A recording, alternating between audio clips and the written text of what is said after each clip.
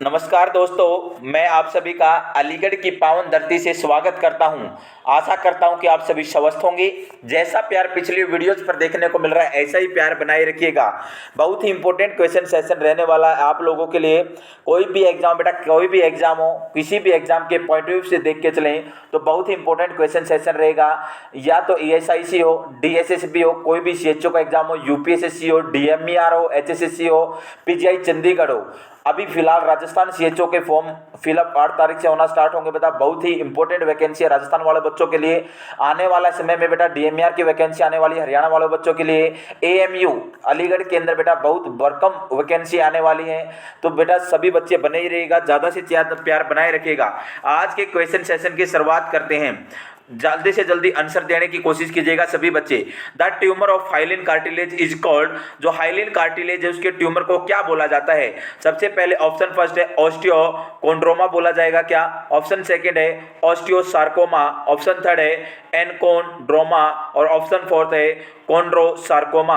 फटाफट सभी बच्चे राइट आंसर देने की कोशिश करें बेटा, राइट आंसर देने की कोशिश करें। ऑन्कोलॉजी का क्वेश्चन है। किसका क्वेश्चन है बेटा? ऑन्कोलॉजी का क्वेश्चन है। अगर मैं बात करके चलूं, सबसे पहला क्वेश्चन एग्जामिनर पूछ सकता है, कैंसर डे कब सेलिब्रेट किया जाता है?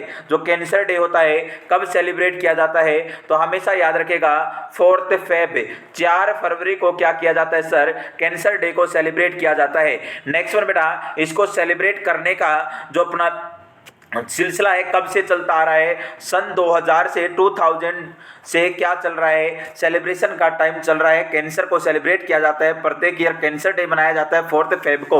अगर मैं बात करके चलूँ, सिंपल सी बात है, ट्यूमर क्या होता है? ट्यूमर होता है abnormal and uncontrol growth of a cell और टिश्यू। किसी भी सेल और टिश्यू की अनकंट्रोल और एबनॉर्मल ग्रोथ हो जाना क्या बोला जाएगा? ट्यूमर बोला जाता है। सभी को पता होगा, एक वर्ड पढ़ते हो नियोप्लाज्म, न्यू ग्रोथ होना। क्या होना? न्यू ग्रोथ होना। नेक्स्ट वन बेटा, 2 प्रकार का होता है, एक तो बिनाइन होता है सर, एक मैलिग्नेंट होता है। जो बिनाइन होता है वो कैप्सुलेटेड होता है, ये अनकैप्सुलेटेड होता है। अगर मैं बात कर चलूं, इसके अंदर मेटास्टेसिस नहीं होता, इसके अंदर मेटास्टेसिस होता है। नेक्स्ट वन अगर मैं बात कर चलूं, ये स्लोली ग्रो करता है, ये फास्टली ग्रो करता है, ये एक स्थान पे ही रहता है, ये मूव कर सकता है, एक स्थान से दूसरे स्थान पर जा सकता है। कौन सा ट्यूमर सर? Malignant tumour. अगर बेटा नेक्स्ट वन में बात करके चलो, जो कैंसर वर्ड है वो लिया गया है क्रैब वर्ड से। बहुत बार फेवरेट एग्जामिनर का क्वेश्चन है, जो कैंसर वर्ड है कहां से उठा गया है? क्रैब वर्ड से उठाया गया है। और क्रैब का मीन्स होता है केकड़ा। जैसे बेटा केकड़ा चारों दिशाओं में चल सकता है, चारों दिशाओं में चल सकता है, नॉर्थ साउथ ईस्ट वेस्ट में चल सकता है, ऐसे ही कैंसर भी बॉडी के अंदर चारों दिशाओं में फैल सकती है। नेक्स्ट वन अगर बहुत इंपॉर्टेंट क्वेश्चन अगर मैं बात करें चलूं, बहुत बार पढ़ा होगा एट्रोपी। एट्रोपी क्या होता है sir? Decrease size of cell. एक होता है hypertrophy, increase size of cell. एक होता है हाइपरप्लेजिया। हाइपरप्लेजिया होता है increase number of cell. Cell के नंबर बढ़ना क्या होता है? हाइपरप्लेजिया होता है। अगर बेटा मैं बात करके चलूं, एक वर्ड होता है एपोप्टोसिस। क्या होता है सर? एपोप्टोसिस। जिस भी बच्चे को पता हो एपोप्टोसिस क्या होता है तो फटाफट राइट आंसर देने की कोशिश करें। कमेंट बॉक्स में राइट आंसर देने की कोशिश करें। ज्यादा से ज्यादा चैनल को शेयर करें बेटा, सब्सक्राइब करें, वीडियो को लाइक करें और कमेंट बॉक्स में आंसर दें। एपोप्टोसिस क्या होता है सर? Programmed cell death. क्या होती है सर? Programmed cell death. जब भी सेल का टाइम आ जाता है, एक एज होती है, एक ड्यूरेशन होता है कि सेल इतने टाइम तक जीवित रहेगी, उसके बाद उसकी डेथ निश्चित है, तो प्रोग्राम सेल डेथ को बोल के चलते हैं एपोप्टोसिस से। अगर मैं बात करके चलूं सर, नेक्रोसिस क्या होगा? नेक्रोसिस होता है बेटा सेल का डेथ होना, किसी डिजीज कंडीशन के कारण हो सकता है, किसी भी एब्नॉर्मलिटी के कारण सेल का डेथ होना नेक्रोसिस बोला जाता है। अब देखिएगा अगर मैं बात कर चलूं, एक वर्ड आप सुनने को मिलेगा डिस्प्लेजिया। डिस्प्लेजिया क्या होता है? एबनॉर्मल ग्रोथ ऑफ सेल या एबनॉर्मल फॉर्मेशन ऑफ सेल। जो फॉर्मेशन होगा, जो न्यू सेल ग्रोथ होगी वो क्या होना? एबनॉर्मल होना। जैसे कि सर माइल्ड डिस्प्लेसिया में क्या होगा? जो ओरिजिन होगा न्यू सेल का वो स्लाइटली क्या होगा? डिफरेंट होगा नॉर्मल सेल के कंपैरिजन में। एक होता है बेटा मॉडरेट डिस्प्लेजिया। मॉडरेट डिस्प्लेजिया क्या होगा, मॉडरेटली थोड़ा सा ज्यादा होगा चेंज देखने को मिलेगा नोरिजन में नॉर्मल सेल के कंपैरिजन में। अगर बेटा सीवियर की मैं बात करके चलूं तो हमेशा याद रखेगा सीवियर के अंदर वेरी सीवियर बहुत ज्यादा चेंज देखने को मिलता है। किसके अंदर है, जो ओरिजिन होगा न्यू सेल का उसकी ग्रोथ के अंदर है बहुत ज्यादा चेंज देखने को मिलेगा नॉर्मल सेल के कंपैरिजन में। इसको बोलते हैं सीवियर डिस्प्लेजिया। अगर सर मैं बात करके चलूं, हमेशा याद रखिएगा बेटा, अगर मैं बात करके चलूं सर एक वर्ड होता है एनाप्लेजिया। एनाप्लेजिया का मीन्स होता है इमेच्योर प्रोडक्शन होना, जो सेल भी प्रोड्यूस होंगे वो भी इमेच्योर सेल्स का क्या होना, प्रोडक्शन होना बोला जाता है एनाप्लेजिया। क्या बोला जाता है बेटा, एनाप्लेजिया बोला जाता है। अब देखिएगा अगर मैं बात कर चलूं बेटा ग्रेडिंग सिस्टम की, ग्रेड के अंदर क्या होता है, ग्रेड के अंदर अपन काउंट करके चलते हैं सर। एक तो डिस्प्लेजिया को चेक करते हैं और साथ के साथ बेटा डिफरेंशिएट सेल के जो अरेंजमेंट है उसको चेक करके चलते हैं। सबसे पहले ग्रेड 1 होगी, सॉरी ग्रेड 1 के अंदर सर क्या होगा, अगर मैं बात करके चलो बेटा सुनने की कोशिश कीजिएगा, समझने की कोशिश कीजिएगा सभी बच्चे। अगर मैं बात करूं बेटा 4 टाइप की ग्रेड होती है, ग्रेड 1, ग्रेड 2, ग्रेड 3 और ग्रेड 4। ग्रेड 1 के अंदर क्या होगा सर, माइल्ड डिस्प्लेसिया होगा और वेल अरेंजमेंट होगी सेल्स की। नेक्स्ट वन सेकंड के अंदर क्या होगा सर, मॉडरेट तो डिस्प्लेसिया होगा और मॉडरेटली डिफरेंशिएट देखने को मिलेंगी, जो सेल की अरेंजमेंट है वो भी चेंज हो जाएगी। ग्रेड 3 के अंदर क्या होगा, सीवियर डिस्प्लेसिया होगा और सीवियर डिस्प्लेसिया के अंदर साथ साथ बेटा सीवियर डिफरेंशिएट देखने को मिलेगा, जो अरेंजमेंट होगा सेल्स का वो भी क्या हो जाएगा, एब्नॉर्मल हो जाएगा। और जो ग्रेड 4 होती है हमेशा याद रखिएगा, ग्रेड 4 के अंदर एनाप्लेजिया क्या देखने को मिलेगा, एनाप्लेजिया देखने को मिलेगा और साथ में पूर्ली डिफरेंशिएट या मैं बोल सकता हूं पूर्ली अरेंजमेंट देखने को मिलेगा सेल्स का। कौन सी ग्रेड के अंदर, ग्रेड 4। नेक्स्ट वन बेटा अगर मैं बात करूं स्टेजेस ध्यान से सुनिएगा। स्टेजेस क्या होती हैं, 4 स्टेजेस देखने को मिलती है कैंसर के अंदर। एक तो TNM क्लासिफिकेशन, कौन सी क्लासिफिकेशन, TNM। टी से tumour of size, involvement of lymph node, M से मेटास्टेसिस है। अगर मैं बात करें चलो बेटा T1 की, T1 क्या होगा सर, T1 के अंदर अपने को देखने को मिलेगा जो साइज होगा, साइज तो ट्यूमर का साइज क्या होगा, इंक्रीज होगा लेकिन 2 सेंटीमीटर से कम होगा। T2 के अंदर क्या होगा बेटा, T2 के अंदर 2 से 3 सेंटीमीटर के बीच में रहेगा। T3 के अंदर क्या होगा, 3 से 5 सेंटीमीटर के बीच में रहेगा। T4 के अंदर क्या होगा sir, more than 5 centimetre tumour का साइज देखने को मिलेगा। नेक्स्ट बेटा N क्या होता है sir, involvement number of a lymph involvement है। N0 no lymph node involve, कोई भी लिम्फ नोड इन्वॉल्व नहीं है। N1 के अंदर क्या होगा, only 1 lymph node involve. N2 के अंदर क्या होगा, more than 1 lymph node involve और N3 के अंदर क्या होगा, ऑल लिम्फ नोड इन्वॉल्व, सारे के सारे लिम्फ नोड इन्वॉल्व होंगे। बहुत इंपॉर्टेंट टॉपिक है, पूरा का पूरा डिस्कस करने की कोशिश कर रहा हूं, मेन पोर्शन ऑन्कोलॉजी का। नेक्स्ट वन सर अगर मैं मेटास्टेसिस की बात कर चलूं, M0 मेटास्टेसिस देखने को नहीं मिलेगा।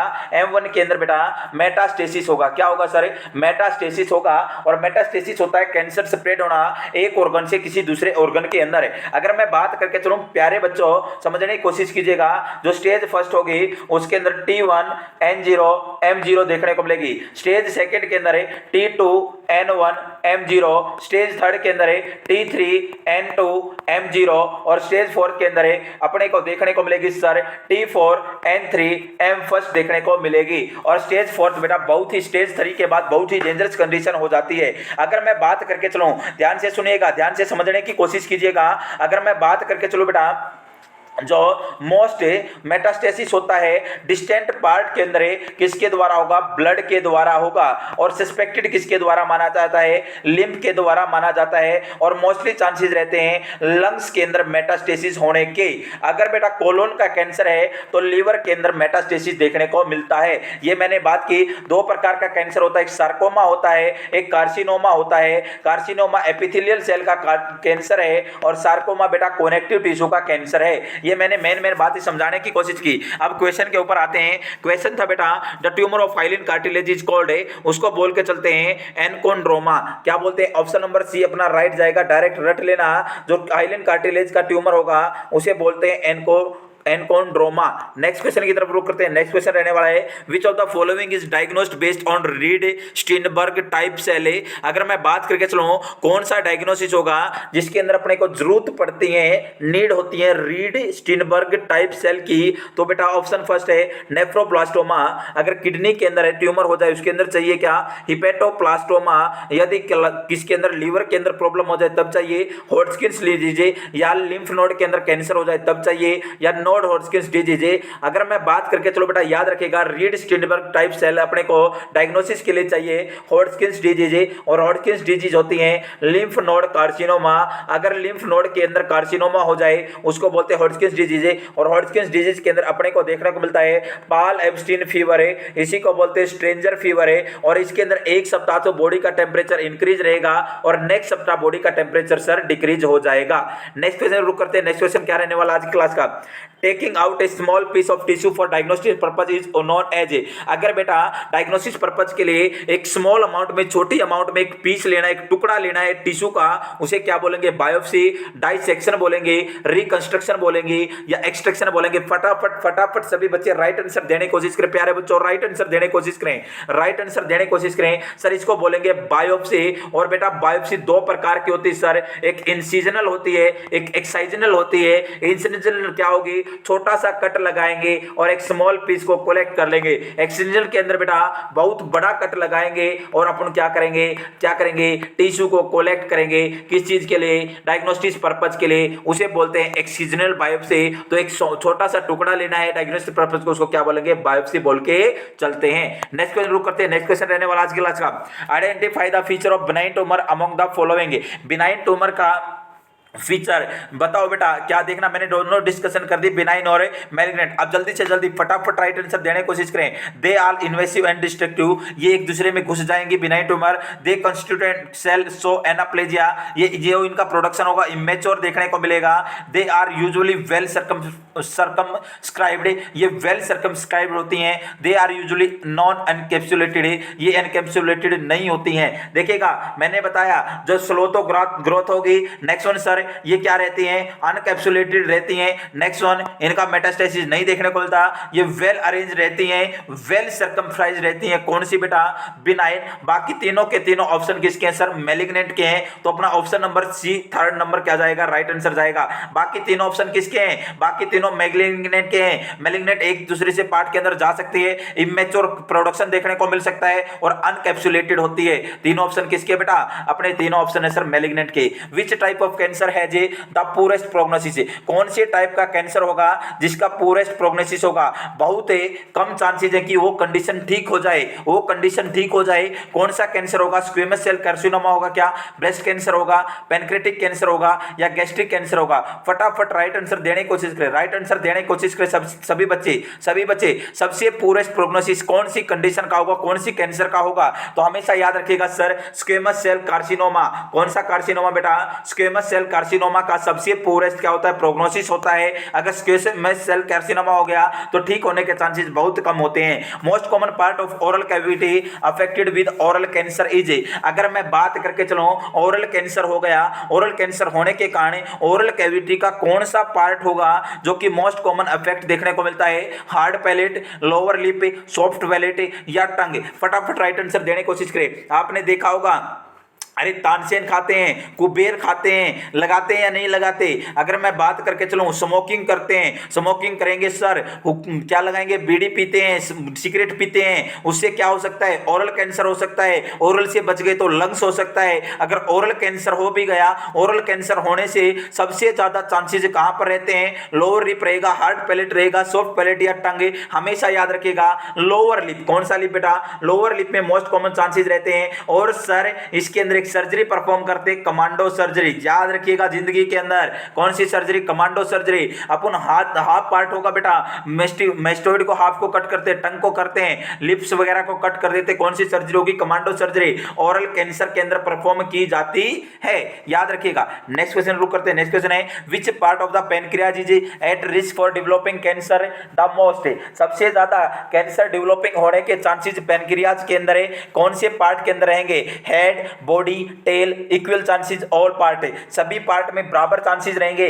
टेल में भी हो सकता है सर, अपना बॉडी में भी हो सकता है सर, और हेड में भी हो सकता है। कितने कितने 33 33 33 ये रहेगा क्या, राइट आंसर दीजिएगा। सबसे ज्यादा चांसेस रहते हैं हेड ऑफ पेनक्रियाज रहेंगे क्या, टेल रहेंगे क्या, या बॉडी रहेगा। हमेशा याद रखेगा जो हेड पार्ट होता है वो किसका, पेनक्रियाज का, वहां से एंजाइम रिलीज होते हैं, वो काम करता है एक्सोक्राइन का। और जो टेल पार्ट होता है बेटा वो काम करता है एंडोक्राइन का, वहां से आएंगे हार्मोन से, alpha cell, beta cell, gamma, delta cell.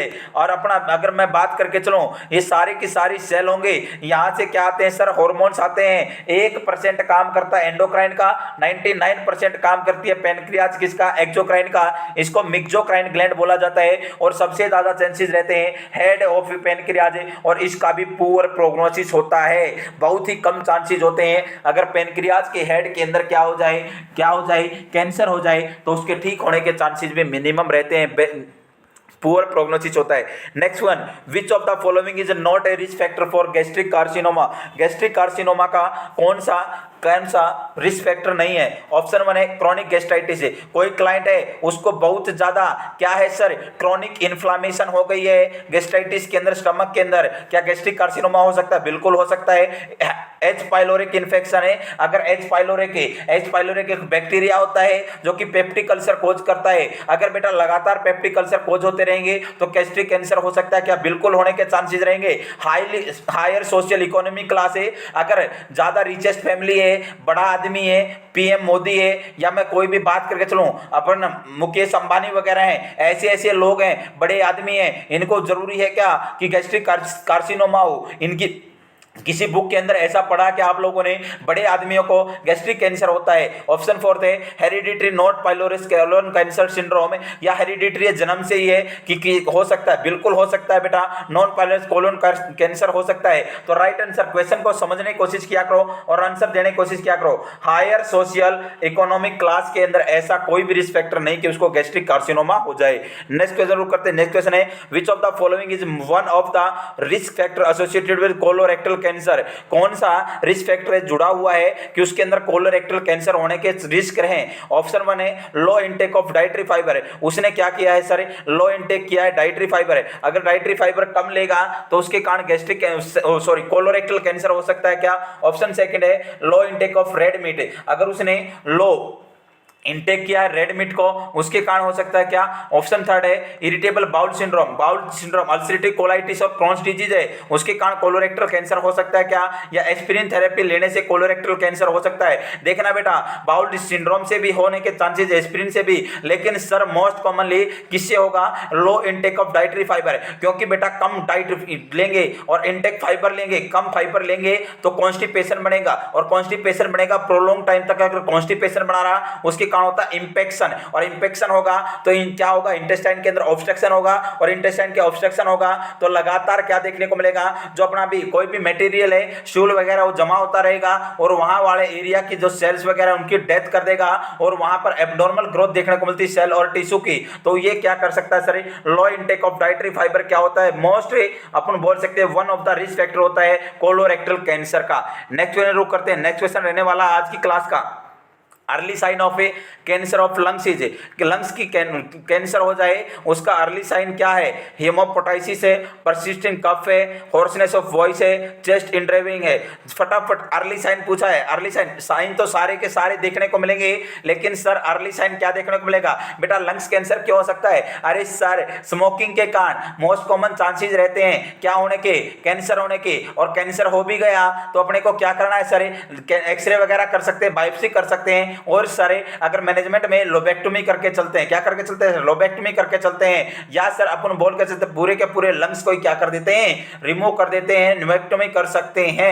तो फर्स्ट अर्ली साइन देखने को मिलता है कौन सी कैंसर के अंदर सर, कौन सी कैंसर के अंदर, लंग्स कैंसर के अंदर परसिस्टेंट कफ लगातार बनी रहेगी, अर्ली साइन होगा। नेक्स्ट क्वेश्चन रुक करते हैं। नेक्स्ट क्वेश्चन है patient with AIDS are at higher risk of developing, अगर कोई क्लाइंट है एड्स का क्लाइंट है उसको सबसे ज्यादा रिस्क रहेगा मेनिंजियोमा, हिपेटोसेलुलर कैंसर, कैपोसिस सार्कोमा या कोलोरेक्टल कैंसर। फटाफट एचआईवी वाला पेशेंट है, एचआईवी का पेशेंट है, उसकी इम्यूनिटी पावर क्या हो गई सर, डिक्रीज हो गई है। इम्यूनिटी क्या हो गई, लॉस हो गई। इम्यूनिटी क्या हो गई, लॉस हो गई। अगर इम्यूनिटी लॉस हो गई तो उसके कारण क्या देखने को मिलेगा, बहुत बार पढ़ा होगा एचआईवी के अंदर, आप लोगों ने पढ़ा होगा एचआईवी के कारण कौन से प्रकार का कैंसर जो कि देखने को मिलता है, कैपोसिस सार्कोमा। कौन सा बेटा, कैपोसिस सार्कोमा। और सार्कोमा होता है कनेक्टिव टिश्यू का कैंसर। किसका कैंसर बेटा, कनेक्टिव टिश्यू का कैंसर। नेक्स्ट क्वेश्चन रुक करते हैं। नेक्स्ट क्वेश्चन रहने वाला आज की क्लास का बेटा, malignant tumour of bone is. अगर बोन के अंदर मैलिग्नेंट ट्यूमर हो जाए तो उसे क्या बोलेंगे, ऑस्टियोमा बोलेंगे, या सर रेबिडोमायोसार्कोमा बोलेंगे, या ओस्टियोजेनिक सार्कोमा बोलेंगे, या इविंग सार्कोमा बोलेंगे। फटाफट राइट आंसर देने की कोशिश करें। राइट आंसर, सभी बच्चे राइट आंसर देने की कोशिश करें। कौन सा ट्यूमर सर, मैलिग्नेंट ट्यूमर हो गया और वो किसके अंदर, बोन के अंदर है, तो उसे बोल के चलेंगे ऑस्टियोजेनिक सार्कोमा। क्या बोलेंगे बेटा, ऑस्टियोजेनिक सार्कोमा बोल के चलते हैं। नेक्स्ट क्वेश्चन रुक करते हैं। नेक्स्ट क्वेश्चन रहने वाला है, all the of the following assessment may be necessary for a patient who first present with a breast lump except है। अगर मैं बात करके चलूँ, अगर कोई क्लाइंट है और उसने एसेस किया है कि ब्रेस्ट लंप है, तो कौन कौन से असेसमेंट उसके लिए जरूरी होंगे, नेसेसरी होंगे। ऑप्शन फर्स्ट है फाइन नीडल एस्पिरेशन रहेगा क्या, ऑप्शन सेकंड है examination of axillary lymph node रहेगा क्या, examination of breast in supine position रहेगा, या चेस्ट एक्सरे। कौन सा जरूरी नहीं है, एक्सेप्ट पूछा है, कौन सा असेसमेंट नेसेसरी नहीं है, तो हमेशा याद रखेगा FNA फाइन नीडल एस्पिरेशन बिल्कुल करा के चलते हैं। ब्रेस्ट लंप के अंदर एग्जामिनेशन भी करते हैं एक्सिलरी लिम्फ नोड का, और ब्रेस्ट सेल्फ एग्जामिनेशन भी करके चलते हैं। सर ब्रेस्ट सेल्फ एग्जामिनेशन है 20 साल से स्टार्ट कर देते हैं। कब से बेटा, 20 साल से स्टार्ट कर देते हैं सर। और बेटा एवरी मेंस्ट्रुएशन के 7वें से 10वें दिन, मेंस्ट्रुएशन साइकिल के 7वें से 10वें दिन अपने को ब्रेस्ट सेल्फ एग्जामिनेशन परफॉर्म करना होता है पर मंथ, प्रत्येक मंथ। और इसके अंदर अपने को जरूरी नहीं रहेगा चेस्ट एक्सरे। क्या जरूरी नहीं रहेगा सर, चेस्ट एक्सरे जरूरी नहीं रहेगा। नेक्स्ट क्वेश्चन रुक करते हैं, which among the following intervention is appropriate for restoring the normal functioning of arm on the affected side after mastectomy. यहाँ पर बेटा मेस्टेक्टोमी है, सॉरी टाइपिंग में गलती होगी, मेस्टेक्टोमी है यहाँ पर। विच अमंग द फॉलोइंग इंटरवेंशन, कौन सी फॉलोइंग इंटरवेंशन अप्रोप्रिएट रहेगी, ठीक रहेगी रिस्टोरिंग करने के लिए नॉर्मल फंक्शनिंग। अगर बेटा मेस्टेक्टोमी की है, रिमूव कर दिया है एक साइड की ब्रेस्ट को, तो कौन सी एक्सरसाइज होगी, कौन सी इंटरवेंशन होगी जो कि बेटा ठीक रहेगी, क्या करने के लिए, नॉर्मल फंक्शनिंग ऑफ आर्म को मेंटेन करने के लिए। ऑप्शन फर्स्ट है sleep on the affected side. अगर अपन sleep on the affected side, जहां से मेस्टेक्टोमी कि उसी साइड सो जाएंगे तो ठीक रहेगा क्या। ऑप्शन सेकंड है place daily ice packs to minimise the risk of lymphoedema. और अपन आइस पैक को डेली अप्लाई करेंगे कम करने के लिए लिम्फ एडिमा को। ऑप्शन 3 है teach passive exercise with affected arm in the dependent position. उसको क्या करेंगे, इंस्ट्रक्ट करेंगे, समझाएंगे कि पैसिव एक्सरसाइज परफॉर्म करनी है अफेक्टेड आर्म से और डिपेंडेंट पोजीशन में। ऑप्शन 4 है do post mastectomy exercise to increase range of motion. Range of motion को बढ़ाने के लिए एक्सरसाइज करनी है, बिल्कुल नहीं करनी। ना तो बेटा अफेक्टेड साइड सोने से कुछ होगा, ना ही आइस एप्लीकेशन करने से होगा, ना ही क्या होगा इंक्रीज रेंज ऑफ मोशन के लिए अपने को टीच करना है, उसको समझाना है। क्या करना है बेटा, उसको अपने को टीच करना है। और टीच क्या करना है, ध्यान से समझिएगा, teach passive exercise with affected arm. Affected arm से पैसिव एक्सरसाइज करनी है डिपेंडेंट पोजीशन में। कौन सी पोजीशन में, डिपेंडेंट पोजीशन में। लेटे लेटे भी कर सकती है, सुपाइन पोजीशन में भी कर सकते हैं, स्टैंडिंग में भी, सीटिंग में भी कर सकते हैं। अपने हैंड को क्या करना, मूवमेंट करते रहना है, तो इससे क्या होगा, एप्रोप्रिएट एक्शन होगा।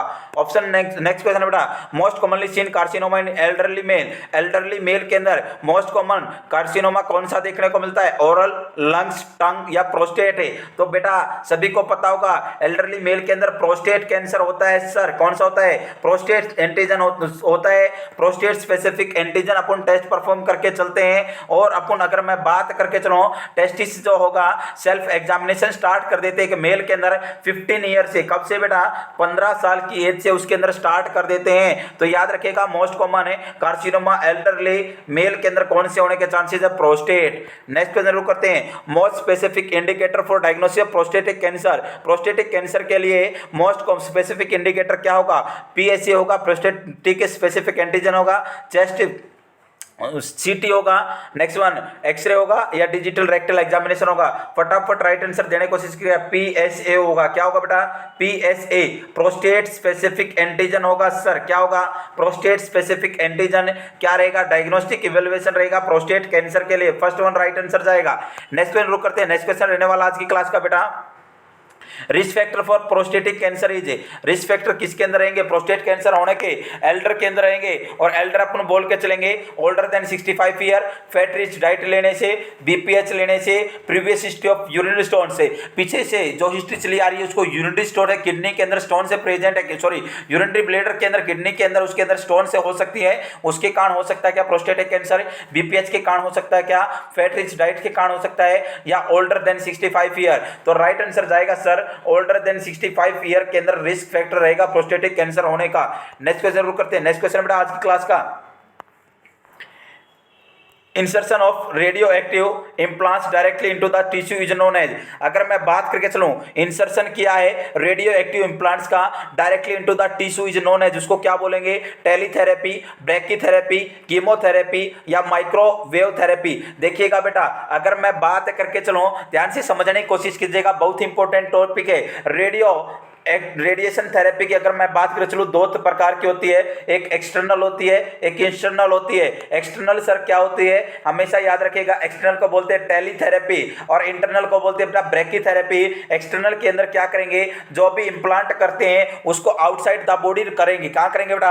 आउटसाइड द बॉडी करेंगे। इसका बेस्ट एग्जाम्पल रहता है लीनेके, और इसका साइबर नाइफ भी बेस्ट एग्जाम्पल रहता है। अगर मैं इंटरनल की बात करके चलो, इंटरनल बेटा दो प्रकार की होती है, और इंटरनल के अंदर सर अपन क्या करके चलते हैं, हमेशा याद रखिएगा, इंटरनल को ब्रैकीथेरेपी बोला जाता है। और बेटा इसके अंदर जो भी इंप्लांट करते हैं इनसाइड द बॉडी करते, पर्टिकुलर पार्ट के ऊपर करके चलते हैं। दो प्रकार के होते हैं, एक तो सॉलिड होती है, एक लिक्विड होती है, शील्ड और इनसील्ड होती है, सॉलिड और लिक्विड होती है। अगर मैं बात करके चलो ध्यान से समझिएगा, अगर एक्सटर्नल थेरेपी दे रहे हैं तो अपने को क्या करना है? मार्क करना एरिया को। मार्क को बेटा वॉश कर सकते हैं, किससे? सोप से कर सकते हैं, वाटर से कर सकते हैं। किसी भी प्रकार का कॉस्मेटिक का यूज नहीं करना, डायरेक्ट सनलाइट में लेके नहीं जाना, ये नर्सिंग रोल रहेंगे, उसको समझाना है। अगर मैं इंटरनल की बात करके चलो, इंटरनल के अंदर हमेशा याद रखिएगा क्या क्या एडवाइस करना है। सबसे पहले तो एक नर्स पे एक पेशेंट होगा। नेक्स्ट वन 30 मिनट देनी होंगी एक नर्स को एक शिफ्ट के अंदर। 6 फीट का डिस्टेंस रहेगा। 16 साल से कम उम्र के बच्चे को मिलने नहीं दिया जाएगा। नेक्स्ट वन, प्रेग्नेंट नर्स की कभी भी ड्यूटी नहीं लगेगी। अगर बेटा इम्प्लांट जो किया है अपन ने वो क्या हो जाए, डिसलॉज हो जाए या डिस्प्लेस हो जाए, तो उसको लॉन्ग हैंडेड फोर्सेप्स से अपने को कोलेक्ट करना चाहिए। तो राइट आंसर क्या रहेगा? Insertion of radioactive implants directly into the tissue, directly body के अंदर किया है तो उसको बोलेंगे इंटरनल रेडिएशन थेरेपी, और इंटरनल रेडिएशन थेरेपी को बोलते हैं सर ब्रैकीथेरेपी। कौन सी थेरेपी बेटा? ब्रैकीथेरेपी। आज की क्लास को अपन यहीं पर समाप्त करते हैं। अगर वीडियो आपको पसंद आए तो ज्यादा से ज्यादा शेयर कीजिएगा, वीडियो को लाइक कीजिएगा। आप लोगों का बहुत बहुत धन्यवाद।